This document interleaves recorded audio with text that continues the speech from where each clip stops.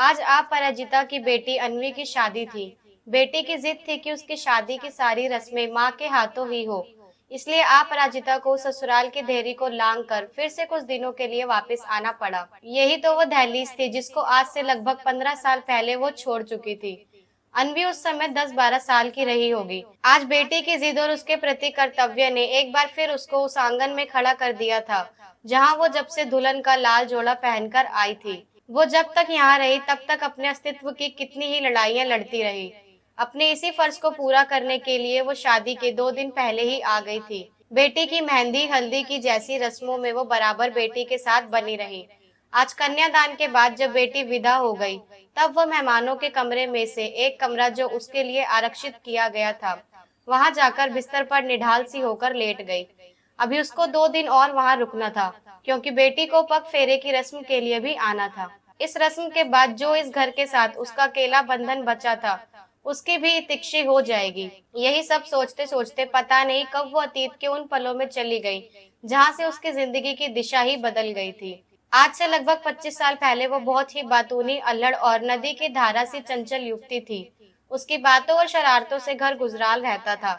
जहाँ पापा की वो लाडली थी, वहीं दादी को लड़की जात होकर उसका बेबाकापन बिल्कुल ना भाता था। दादी की जिद की वजह से ही कॉलेज के आखिरी साल में उसके लिए लड़के देखे जाने लगे। सभी रिश्तों में उसके पिताजी को नीलेश का रिश्ता मन को भा गया। नीलेश बहुत ही मितभाषी, आयकर विभाग का बड़ा अधिकारी और अपने घर का इकलौता चिराग था। घर में नीलेश की बूढ़ी माताजी के अलावा एक तलाकशुदा बहन थी। अपराजिता के पिताजी को लगा ये रिश्ता ही उनकी बेटी के लिए सबसे उपयुक्त होगा। उनकी बेटी इतने बड़े अधिकारी की पत्नी बनकर पूरे ठाट से रहेगी। पर कहते हैं ना कि हर चमकने वाली वस्तु सोना नहीं होती। ऐसा ही कुछ अपराजिता की ससुराल का हाल था। पति की असमय मौत, उस पर जवान बेटी के तलाक ने नीलेश की माताजी की जीवा को बहुत ही कर्कश बना दिया था।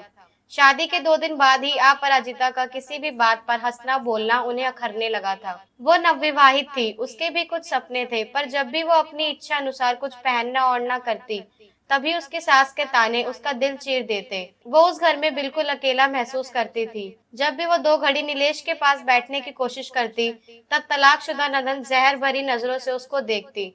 कुल मिलाकर ससुराल का माहौल उसको बहुत घुटन भरा महसूस होता। दिन में तो नीलेश का साथ दो बोल भी नहीं पाती थी, पर रात को भी जब वो सास और ननद की कोई बात उससे करना चाहती, तब वो अपने बेटे होने की फर्ज की बात कहकर सब बातों पे पल्ला झाड़ लेता। नीलेश का अपराजिता के साथ तन का रिश्ता तो बना, पर दूसरे घर से आई लड़की के मन का मर्म समझने में वो असफल रहा। कई बार उसकी सास उसको तरह तरह के कर्म कांड में उलझाए रखती। अपराजिता पड़ोस में किसी से बात करती तो सास को लगता जरूर उसकी और उसकी बेटी की बुराई कर रही होगी। इन सब में जीवन के 10-12 साल निकल गए थे। अन्वी भी पैदा हो गई थी, पर सास जरा भी नहीं बदली थी। एक बार तो हद ही हो गई। वो तेज ज्वर से तप रही थी, सर्दी और चक्कर से उसकी हालत खराब थी। ऐसे में उसकी सास ने उसको 3 बजे नहाकर पूजा करने का फरमान सुनाया था। आज अपराजिता की हिम्मत जवाब दे गई थी। वो ससुराल की इस जंग को अकेले लड़ते लड़ते थक गई थी। अब तक उसने अग्नि के समक्ष लिए फेरों की खातिर इस रिश्ते को निभाने की बहुत कोशिश की थी, पर आज उसे अपनी जिंदगी का निर्णय लेना था। वो घुट घुट कर नहीं जीना चाहती थी। उसने फैसला किया। सबसे पहले अन्वी का एडमिशन एक बोर्डिंग स्कूल में करवाया, जिससे वो यहाँ के माहौल से दूर रह सके। फिर बिना तलाक के नीलेश के साथ अपनी सहमति से वो अलग हो गई। अलग होने से पहले उसने अपने लिए कमरे का मकान और स्कूल में नौकरी ढूंढ ली थी। वो बहुत स्वाभिमानी थी, इसलिए अपने मायके में भी जाना उचित नहीं समझा।